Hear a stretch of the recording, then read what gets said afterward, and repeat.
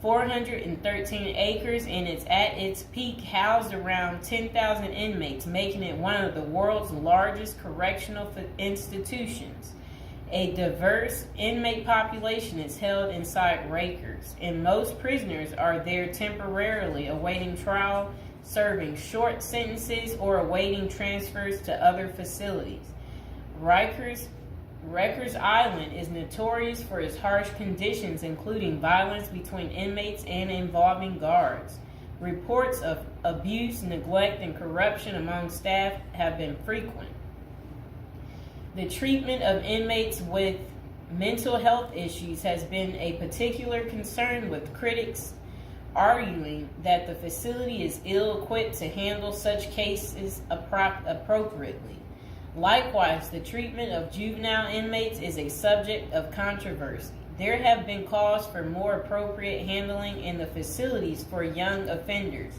Numerous lawsuits and human rights investigations have targeted the conditions at Rikers Island, often focusing on issues like solitary confinement, the use of force by guards, and the prolonged detention of inmates awaiting trial.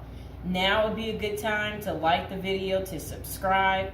And are you guys enjoying the prison series? Do you like hearing about all the different prisons, learning with me together? If so, go ahead and comment below. So, when visiting Rikers, journalists and prison reforms discovered temporary holding cells described as covered with rotten food, urine and feces and blood. Inmates were using plastic sheets for blankets and cardboard boxes for beds.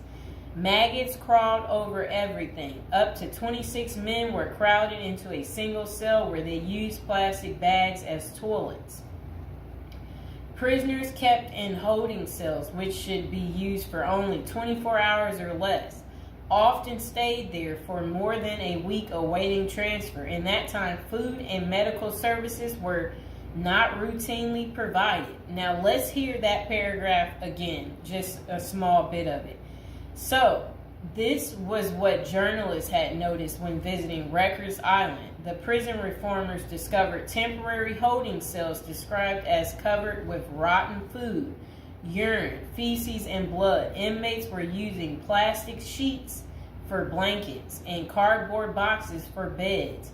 Maggots crawled over everything. Up to 26 men were crowded into a single cell where they used plastic bags as toilets. That does not sound good, does it, people? It's disgusting. So over the years, there have been various attempts to reform Rikers Island, focusing on improving conditions, reducing violence, and providing better mental health care. Amid mounting pressure, activists and political leaders have urged the city to close Rikers Island. In 2019, the New York City Council voted to close the jail completely by 2026, intending to replace it with